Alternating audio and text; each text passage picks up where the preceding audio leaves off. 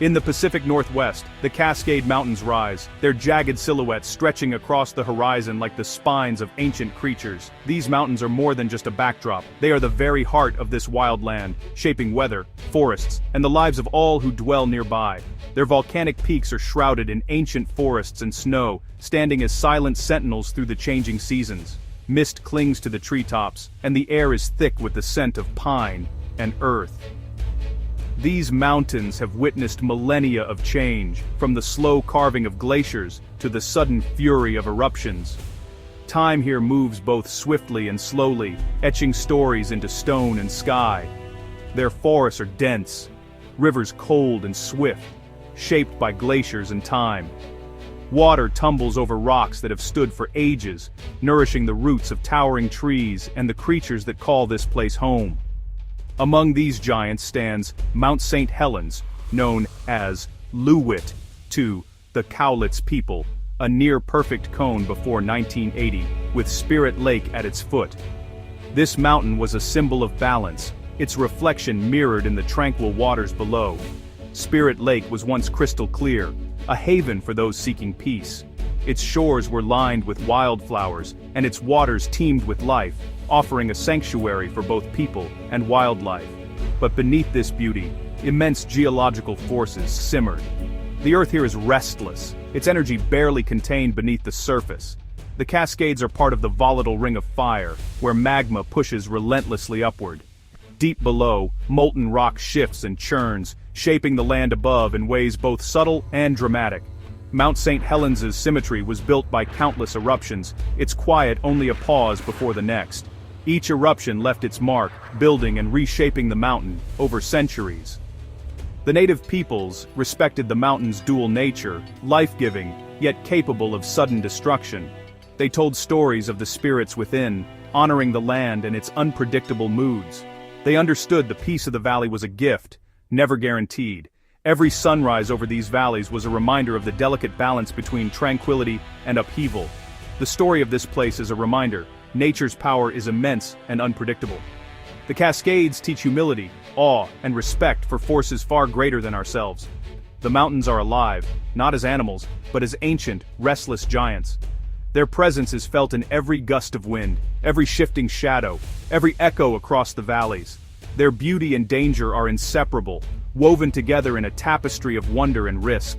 To walk these slopes is to walk the edge between serenity and raw power. Here, the pulse of the planet is felt in every stone and tree. The Cascades whisper their ancient secrets to those who listen, inviting us to witness the ongoing dance of creation and destruction. Long before scientists studied these peaks, the Cowlitz and Yakima tribes saw the mountains as living spirits, ancient beings whose moods shaped the land and the lives of those who dwelled nearby. To them, the Cascade Range was not just a collection of rocks and trees, but a realm alive with stories, wisdom, and warnings. Mount St. Helens was known as Luwit, a maiden at the heart of a mythic drama with Mount Adams and Mount Hood, two towering figures who were rivals in both legend and landscape. Their legends spoke of epic battles, darkness that blotted out the sun, and earth that shook with fury, memories of ancient eruptions woven into story, passed down through generations as both history and cautionary tale. So Spirit Lake, nestled in the shadow of the volcano, was both sacred and feared. It was believed to be home to powerful spirits, a place where the boundary between worlds was thin and mysterious forces lingered. Some tales warned of swimmers pulled under by unseen hands, vanishing without a trace beneath the cold, dark water. Others spoke of mysterious beings roaming the forests, giant, elusive creatures we now call Sasquatch, guardians or omens, depending on the story. These stories fostered a deep respect and caution for the land, teaching that every step should be taken with humility and awareness. The tribes were keen observers, noticing subtle signs: steam rising from the summit, trembling ground beneath their feet, the distant rumble of the earth, signals that the mountain was restless. Their myths served as warnings, reminders that the mountain could awaken at any time, and that nature's power was never to be underestimated. Spirit Lake's very name reflects its spiritual significance, a place where the physical and spiritual worlds met, where ancestors were honored and the unknown was respected. Every feature of the landscape, from jagged rocks to mossy trees, held meaning and purpose, each woven into the fabric of tribal life and belief. The native understanding was holistic, blending the seen and unseen, the physical and the spiritual, in a worldview that honored the interconnectedness of all things. Unlike modern visitors, who may see only beauty or adventure, the tribes knew the mountain's peace was fragile, a gift that could be taken away in an instant. The old stories understood. This mountain had a temper, and its anger could reshape the world in moments. Reverence, not complacency, was the lesson passed down, a reminder that to live in the shadow of the sacred water was to live with respect, humility, and awe. On May 18, 1980, ancient warnings became reality. The world watched in awe and terror as a sleeping giant awoke in the Pacific Northwest, forever changing the landscape and the lives of those who called it home. For months, Mount St. Helens swelled, a bulge growing on its northern flank. Scientists and locals alike observed the mountain's ominous transformation, as pressure built beneath the Earth's surface, hinting at the catastrophe to come. At 8:32 a.m., an earthquake triggered the largest landslide in recorded history. The ground shook violently, sending millions of tons of rock and ice hurtling down the mountainside in a matter of seconds. The collapse unleashed a sideways explosion. Ash, gas, and rock scoured the land at near-sonic speed. A pyroclastic surge, hotter than a blast furnace, swept through the valley, obliterating everything in its path. Over 230 square miles of forest were flattened. Trees snapped like twigs, soil stripped to bedrock. The once lush landscape was transformed into a wasteland in moments, the force of nature leaving nothing untouched. Spirit Lake was devastated, its waters displaced by debris. A wall of water surged, then returned with millions of shattered trees. The lake's surface became unrecognizable, choked with logs and volcanic ash. The lake became a toxic, steaming soup, covered by a mat of logs. The air was thick with the smell of sulfur and scorched earth, a haunting reminder of the eruption's fury.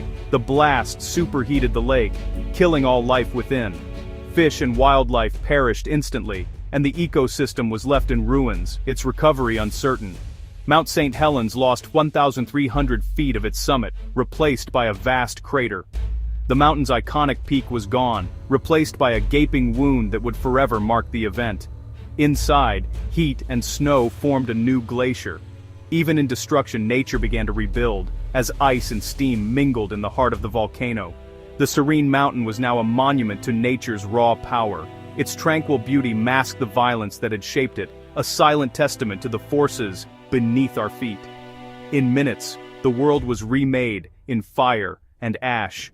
The eruption of Mount St. Helens stands as a stark reminder of our planet's unpredictable might and the fragile balance between creation and destruction.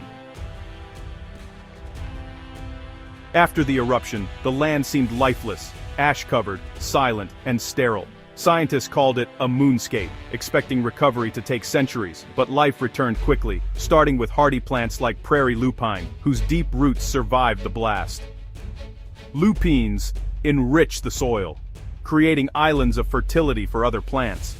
Some animals, like gophers, survived underground, mixing ash with old soil as they tunneled. Their mounds became seedbeds for new growth. Insects arrived, finding shelter among logs and pioneering plants. Slowly, a new ecosystem began to assemble, chaotic, opportunistic, but persistent. Fallen trees provided shade, shelter, and nutrients as they decayed. The landscape became a mosaic of destruction and survival. Even in devastation, life found a way. The mountain's recovery had begun. As green returned, mountain goats appeared on the volcano's steep slopes. Not true goats, but unique climbers. They thrive where few animals dare. Their hooves grip tiny ledges, their bodies built for power and balance. These adaptations let them escape predators and survive on sparse, alpine plants. In the harsh crater, they found the first pioneering vegetation. Their thick coats shield them from cold and wind. Living in small groups, nannies and kids stick together while solitary billies roam. On the raw slopes, their white coats became symbols of endurance. Mountain goats proved that even the most unforgiving places can support life. Spirit Lake was declared dead, choked with logs, toxic, and starved of oxygen. Yet life returned faster than anyone expected. Extremophile bacteria thrived, breaking down organic matter and volcanic minerals. As water quality improved, phytoplankton bloomed, producing oxygen. Zooplankton followed, then aquatic insects, rebuilding the food web. Rainbow trout somehow found their way in and flourished. The log mat, once a symbol of death, became shelter for new life. But the lake's new dam was unstable, threatening catastrophic floods. Engineers built a tunnel to safely drain excess water, protecting communities below. Spirit Lake's recovery was both a scientific marvel and an ongoing challenge. From death, a vibrant ecosystem emerged. The lake was reborn, transformed by both nature and human ingenuity. Roosevelt elk, the largest North American elk, once roamed the forests around Mount St. Helens. The eruption killed many and destroyed their habitat, but survivors and nearby herds returned. The blast cleared dense forests, creating sunlit meadows rich in grasses and young trees, ideal for elk. Their varied diet let them thrive on the new growth. Elk played a key role in recovery, spreading seeds and shaping plant communities. Their trails became pathways for other animals. Each season brought new challenges. Spring calving, summer feasting, autumn rut. Bulls competed for mates, their bugling echoing through the valleys. The elk's return signaled not just survival, but a thriving ecosystem. Their presence helped heal the land. The great herds were back, adapting to a changed world. The mountain's wild heart beat strong once more. Roosevelt elk are more than inhabitants. They're architects of the forest. Their grazing and migrations create diverse habitats, supporting countless other species. Heavy hooves break soil, helping seeds germinate and nutrients cycle. Migration corridors connect the ecosystem, enriching distant valleys. Elk herds are matriarchal, led by wise cows. Bulls join only for the autumn rut. Their return is a testament to adaptability, finding opportunity in devastation. The elk's story is a vital chapter in the mountain's renewal. Mount St. Helens and Spirit Lake's story is one of resilience and rebirth. In 4 decades, a sterile wasteland became a vibrant ecosystem. Nature's healing power surpassed all expectations. Every plant and animal played a role, from bacteria to elk, from lupines to mountain goats. The eruption reset the landscape, creating new habitats and opportunities. Disturbance, not stability, drove renewal. Today, forests rise, wildflowers bloom, and Spirit Lake teems with life. The crater remains, a reminder of destruction, and a cradle for new beginnings. This is a story of hope. Life endures, adapts, and rebuilds. Even after devastation, the world is painted anew. The spirit of the mountain lives on in every living thing.